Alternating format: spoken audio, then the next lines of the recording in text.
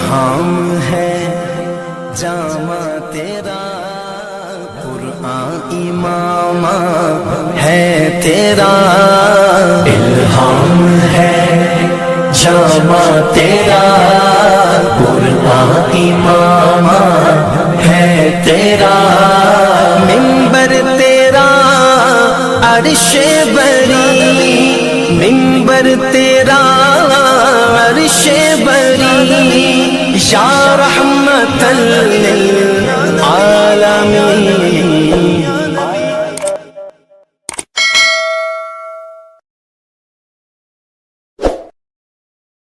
دہلی کی جامع مسجد کی ایک اور بہترین تاریخ جاننے کے لیے آپ کے سامنے تحریک سنی دعوت اسلامی کے مشہور مبلغ جناب علامہ سید امین القادری صاحب کی ایک چھوٹی سی کلپ پیش کرتا ہوں، جس میں انہوں نے تفصیل سے جامع مسجد کی تاریخ کو بتایا ہے.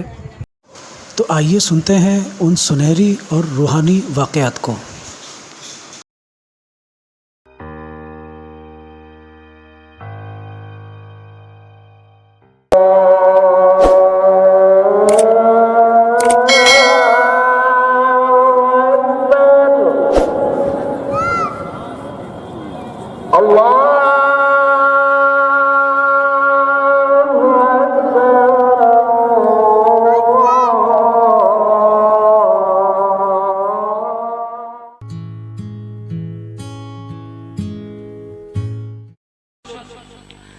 شاہ جہاں کا دور ہے.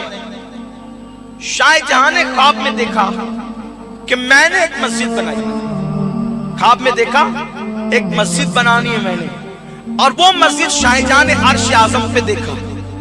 شاہ جہاں نے وہ مسجد عرش اعظم پہ دیکھا. اس سے بہت نکات آپ کو ملیں گے، بس آپ اس کو سمجھتے جائیں. وضاحت تو نہیں ہو سکے گی کیونکہ حضرت آئیں گے تو گفتگو ختم ہو جائے گی. اب آپ توجہ فرمائیں. شاہ جہاں نے عرش پہ ایک مسجد دیکھی خواب میں. اس طرح کی مسجد اس نے تعمیر کرنی ہے. تو شاہ جہاں نے پورے اعلان کر دیا سب طرف، بھائی انجینئر جو ہے نا وہ آئیں، اور آنے کے بعد جو میں نے خواب میں مسجد کا نقشہ دیکھا ہے عرش پر اس طرح بنائیں.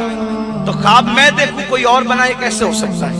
تو بیچارے سب اپنے اپنے طور پہ بناتے رہتے، دماغ لگاتے رہتے، لیکن کوئی بھی بندہ کامیاب نہ ہو سکا. سب ریجیکٹ کرتا جاتا شاہ جہاں. پھر اس کے بعد کیا ہوا؟ ایک اللہ کے ولی مجذوب رہتے تھے. آج کل جہاں چاندنی چوک ہے دلی میں، وہی وہ بیٹھتے تھے. ایک انجینئر بڑا پریشان تھا، ان کا مرید تھا. بابا نے پوچھا بیٹے پریشان کیوں ہے؟ وہ کہا حضرت وہ بادشاہ نے پتہ نہیں کون سا خواب دیکھا اور کون سی مسجد کا نقشہ چاہتا ہے، تو وہ ہم بناتے ریجیکٹ کر دیتا ہے. فرمایا اس کو پسند جو آئے گا نا نقشہ میں جانتا ہوں ادھر آ. وہ مجذوب نے اپنی چادر اس انجینئر کے سر پہ ڈالی، تو وہ مشاہدے میں عرش اعظم کو دیکھنے لگا، اور اس پر جو مسجد تھی وہ جلدی جلدی سے نقشہ بنانے لگا. نقشہ جب بنایا انہوں نے چادر ہٹائی، نقشہ مکمل ہو گیا تھا. بابا میں کہاں تھا؟ کہاں جہاں بھی تھا تیرا کام ہو گیا، جا کے پیش کر. بادشاہ کے سامنے پیش کی. بادشاہ نے دیکھا یہ تو وہی مسجد ہے. کہا تو لایا کہاں سے؟ کہا معاف کیجئے گا لایا کہاں سے، یہ چھوڑیے، پسند ہے یا نہیں یہ فرمائے. تو کہا یہی تو وہ نقشہ ہے جس کو میں بنانا چاہتا ہوں. کافی ٹھیک ہے چلو بناؤ. تعمیر مسجد ہونے لگی. اس وقت ایک بات یہ بھی ہوئی کہ بادشاہ نے کہا اس مسجد کا سنگ بنیاد جو رکھے گا اس کے لیے ضروری ہے کہ وہ تہجد گزار ہو. بالغ ہونے سے لے کر آج تک جس کی کبھی تہجد فوت نہ ہوئی ہو، بالغ ہونے سے لے کر آج تک جس کی کبھی پہلی تکبیر نہ چھوٹی ہو، بالغ ہونے سے لے کر آج تک جس کی عصر اور عشاء کی سنتیں غیر موقعہ بھی ترک نہ ہوئی ہو، وہ اس مسجد کی بنیاد رکھے گا. کیونکہ یہ مسجد میرے لیے نجات کا ذریعہ ہوگی. صبح سے لے کے شام تک سب کھڑے رہے، باتیں ہوتی رہی لیکن کسی نے بنیاد نہ رکھی. جب سورج غروب ہونے کو آیا تو شاہ جہاں خود آگے بڑھا. علماء نے بازو پکڑا، شرط لگائی ہے تب وہ جب تک پوری نہیں ہوگی بنیاد رکھی نہیں جائے گی. شاہ جہاں کی آنکھ میں آنسو تھے. کہنے لگے الحمدللہ بالغ ہونے سے لے کر آج تک کبھی میری تہجد نہیں چھوٹی، کبھی میں نے تکبیر اولیٰ ترک نہیں کی، اور میری عصر کی سنتیں غیر موقعہ کبھی نہیں چھوٹی. مسلمانوں آج آپ کہتے ہو کہ ہم بادشاہ تھے، آج بادشاہ نہیں ہیں. جب تک تم نمازوں کے اتنے پابند تھے تب تک تم بادشاہ تھے. آج تھوڑی سی دولت آتی اور چربی چڑھتی ہے تو تم زنا کی اڈی آباد کرتے ہو. حضرت شاہ جہاں نے بنیاد رکھی. اب بنیاد رکھ دی گئی, مسجد بن گئی. جب مسجد بن گئی تو اب لوگ باتیں کرنے لگے, یہ شاہ جہاں اتنی سخت قید لگائی تھی سنگ بنیاد کے لیے, اب افتتاح کے لیے پتہ نہیں کتنی سخت قید لگائے گا. افتتاح کیسے ہوگا؟ مسجد بن گئی.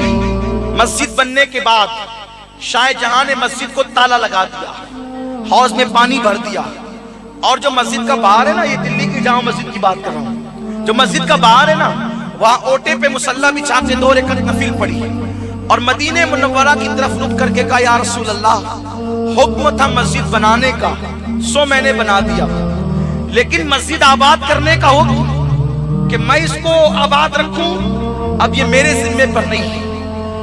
مسجد کا افتتاح اس وقت ہوگا جب آپ خود تشریف لا کر یہاں نماز ادا کریں گے. اگر آپ آئیں گے تو مسجد کا افتتاح ہوگا, ورنہ قیامت تک کی مسجد تالا لگی رہے گی.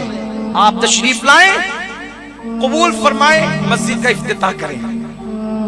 اب آپ مجھے بتائیں شاہ جہاں کا دور کب کا ہے؟ حضور صلی اللہ علیہ وسلم کے پردہ فرمانے کے تقریباً 1200 سال کے بعد کا دور ہے شاہ جہاں کا.